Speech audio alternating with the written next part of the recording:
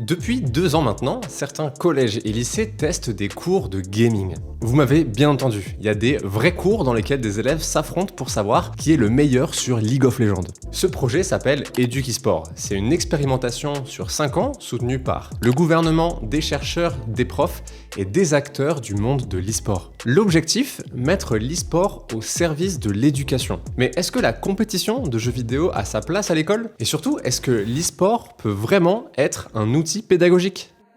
Pour commencer, le projet, ça n'est pas vraiment de remplacer les cours de maths ou de français. En fait, EducIsport, ce sont des ateliers d'1h30 par semaine autour du gaming et de la compétition, pendant lesquels les élèves participent à des moments plus théoriques sur la prise en main de certains jeux ou leur base de gameplay, mais évidemment, il y a aussi énormément de pratique puisque c'est l'opportunité pour ces élèves de jouer avec leurs camarades et même leurs profs. En fait, ces ateliers sont animés par des membres de Arma Team, une ancienne équipe qui aujourd'hui organise des tournois. En plus de ces ateliers, ces jeunes, ils ont l'occasion de participer 2 fois par an à des tournois inter-établissements, sur des jeux comme Rocket League, Valorant ou encore League of Legends. Et ça peut paraître fou, mais les établissements qui ont été sélectionnés sont à fond dans le projet. Parce que pour eux, l'e-sport, ça peut aussi être un moyen de motiver les élèves les plus en difficulté à venir à l'école et donc limiter le décrochage scolaire. Mais ces établissements, ils ont aussi un objectif qui va beaucoup plus loin. Avec des chercheurs impliqués dans le projet, ils espèrent améliorer les capacités cognitives des élèves. Si ça marche, ils espèrent que les élèves boostés par les jeux vidéo transfèrent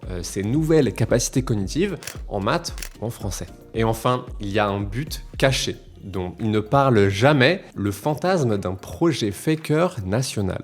En fait, la personne à l'initiative du projet, c'est Gaël Hussein. Oui, la daronne de Gotaga. Son objectif, c'est d'accompagner les parents dans la professionnalisation de leur enfant dans l'e-sport. Mais des ateliers e-sport à l'école, c'est aussi un excellent moyen de structurer ce milieu qui peut être très précaire. La logique est simple, plus l'e-sport est accessible, plus il y a de pratiquants, plus il y a de spectateurs, donc plus les budgets grossissent, et donc plus il y a de place, plus il y a de chances de faire apparaître un champion français. Donc là, vous pouvez remarquer que sur le papier, il y a plein d'acteurs différents qui soutiennent le projet, mais bizarrement pas pour les mêmes raisons. Mais dans tous les cas, c'est pas un projet qui plaît à tout le monde. Selon France Info, la Direction Générale de la Santé s'oppose fermement à l'entrée à l'école de l'e-sport. Il dénonce une pratique qui est sédentaire, à risque pour la santé des élèves. En fait, l'e-sport, c'est associé à une pratique excessive des jeux vidéo, et alors dans ces cas-là, la science, elle peut reconnaître beaucoup de symptômes. Conduite addictive, fragilité psychologique et risque accru d'obésité. Alors, loin de moi l'envie d'être alarmiste, ces critiques-là, elles s'adressent aux écrans, de manière générale, et pas spécifiquement aux jeux vidéo. Donc voilà, faites du sport, c'est important. Mais ces critiques-là, vous les avez déjà entendues. Et pourtant, l'e-sport a bien d'autres problèmes qui sont très rarement mentionnés dans les médias. Un des plus gros, c'est la situation économique du milieu.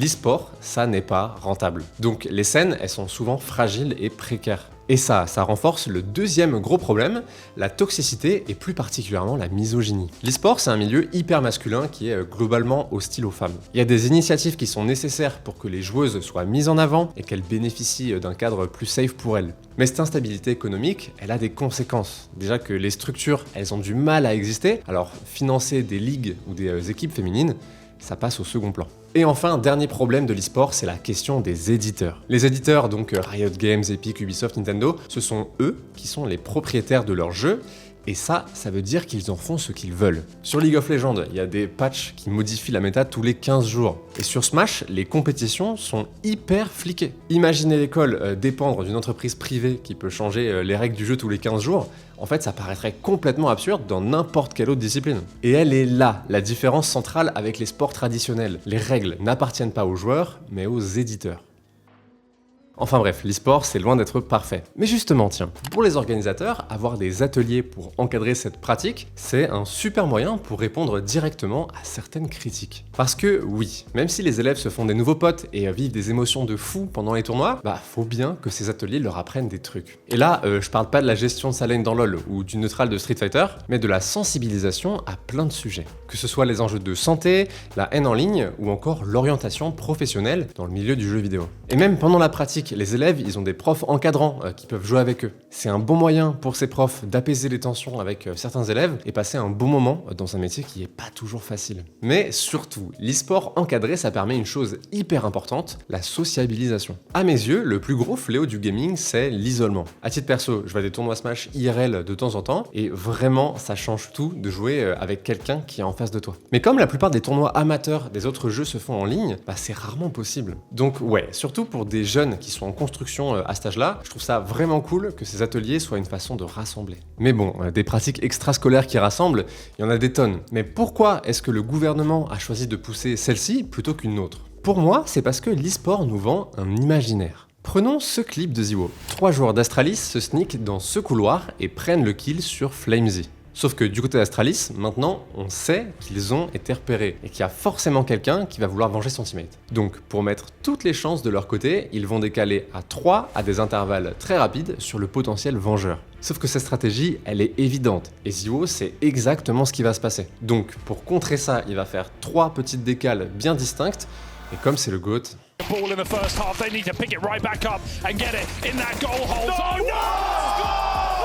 Oh! Looking for 4 and he's got every single... Ce clip, c'est pas juste un triple kill, c'est la démonstration d'une rapidité d'esprit et d'exécution hors norme. Et c'est exactement cette rapidité d'esprit qui est vendue dans cet imaginaire. Parce que quand on voit ça, on a presque envie de croire que les FPS transforment ton cerveau. Sauf que rien ne garantit que jouer aux jeux vidéo rend meilleur à l'école. Et pourtant, c'est exactement ce que les chercheurs à Edukisport cherchent à vérifier. Enfin, presque. En réalité, ils savent très bien que les scientifiques ne sont pas d'accord sur cette question. À la place, ce qu'ils cherchent à montrer, c'est que participer à des ateliers e-sport à l'école permettrait de développer des compétences cognitives plus rapidement que les élèves qui n'y participent pas. Et quand on parle de compétences cognitives, en fait, les chercheurs testent la mémoire de travail, la concentration et la capacité à contrôler les pulsions chez les jeunes. Le problème, c'est que selon le chercheur Nicolas Bézombe, qui a été interrogé par Radio France, les résultats sont, je cite, décevants et ils n'ont pas réussi à observer une amélioration des capacités cognitives chez les élèves qui jouent. Donc, pour résumer très grossièrement, même si un petit Ziwo ou un petit faker se crée dans ce genre d'atelier, c'est même pas sûr qu'il aurait de meilleures capacités cognitives, et de toute façon, ça aurait été impossible de dire si ça l'aurait rendu meilleur à l'école ou pas. Mais du coup, est-ce que le slogan « l'e-sport au service de l'éducation », c'est pas un moyen détourné pour faire passer la pilule des jeux vidéo à l'école plus facilement? Parce que je suis tombé sur ces fiches pédagogiques qui parlent d'elles-mêmes. Autant, si on regarde celle de Mario Kart, c'est vrai que le jeu peut aider en physique pour mieux comprendre la différence entre vitesse et accélération, mais autant parler d'EPS dans Smash ou de maths dans Rocket League, faut aller chercher loin quand même, hein.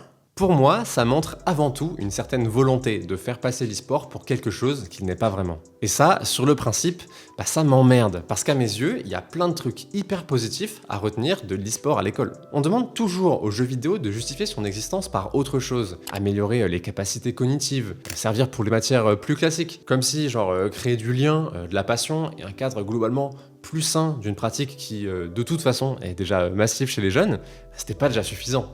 Alors je comprends que ce genre de programme, ça doit être impeccable sur le papier pour être accepté, mais à mes yeux, il ne devrait pas avoir besoin de prétendre à des miracles pour avoir sa place. Et si l'e-sport à l'école, c'était pas une pièce d'un projet beaucoup plus large? En arrivant au terme de mes recherches, je suis retombé sur ça. Et je pense en plus qu'on peut créer beaucoup de choses, de valeur pour le pays et être une très grande nation de l'e-sport. Pendant son discours en juin 2022, Emmanuel Macron a rassemblé tous les acteurs de l'e-sport en France pour annoncer globalement 3 choses. D'abord, la volonté d'accueillir de plus en plus de gros tournois en France, mais aussi d'accompagner les plus jeunes et de faire de la prévention. Toutefois, sans vraiment annoncer explicitement des aides de la part de l'État. Pour lui, la structuration de l'e-sport doit se faire par le milieu associatif en réutilisant des infrastructures existantes comme des stades ou des cinémas. Autrement dit, on veut un peu le beurre et l'argent du beurre. En fait, Emmanuel Macron veut développer ce qu'il appelle un soft power à la française. En tout cas, ces dernières années, la France a effectivement accueilli de plus en plus de gros events, que ce soit en 2023, on a eu un major de CS, en 2024, on a eu les quarts et demi-finales des Worlds de League of Legends, puis en 2025, c'était les Worlds de Rocket League, les Champions de Valorant et l'Evo à Nice. Enfin, en 2026, on a eu le Six Invitational en février dernier, et cet été, on aura l'eSport World Cup à Paris. Le problème, c'est que en l'état, l'e-sport est dominé dominée par les géants américains. LoL, Valorant, TFT appartiennent à Riot, Counter-Strike et Dota appartiennent à Valve, Fortnite et Rocket League appartiennent à Epic, Apex à EA. Bref, le seul jeu e-sport français, c'est Rainbow Six Siege qui appartient à Ubisoft. Donc, même si l'e-sport à l'école permettrait de structurer l'écosystème, c'est un grand manque à gagner pour l'industrie du jeu vidéo français. Sauf que ça vous aura pas échappé que le jeu vidéo est un secteur en crise. Selon le Journal du Geek, c'est plus de 40 000 licenciements qui ont lieu ces 4 dernières années à travers le monde. Et Ubisoft, le plus gros éditeur français, ne fait pas exception. La France veut devenir une très grande nation de l'e-sport, mais le seul jeu e-sport français est édité par une boîte qui va au plus mal. Donc forcément, il reste beaucoup de chemin à parcourir. Mais pour finir, revenons à la question du début. Est-ce que l'e-sport a sa place à l'école? L'éducation, c'est un sujet politique extrêmement sensible. Et malgré les différences de vision du rôle de l'école en fonction des camps politiques, maintenant je pense qu'on peut tous voir les bénéfices que peuvent apporter la présence à l'école de l'e-sport, et notamment son cadre. Ceci étant dit, je pense qu'on est encore très loin de voir ce genre d'atelier dans tous les établissements français, et c'est normal. Parce que quand on voit les nombreux défis auxquels l'école fait déjà face, ça serait absurde de donner la priorité aux jeux vidéo. Toutefois, je trouverais ça vraiment pas déconnant si des fédérations, à l'instar de l'UNSS et autres associations, se développent pour l'e-sport et qu'elles aient une place à part entière pour les jeunes après les cours. Pour moi, si l'e-sport à l'école doit servir à une chose, c'est pas comme un outil pédagogique, parce que ce n'en est pas vraiment un. Il doit surtout servir à encadrer et à structurer une pratique de toute façon déjà massive chez les jeunes. C'était Antonin, on se retrouve bientôt dans l'auberge. Allez, ciao!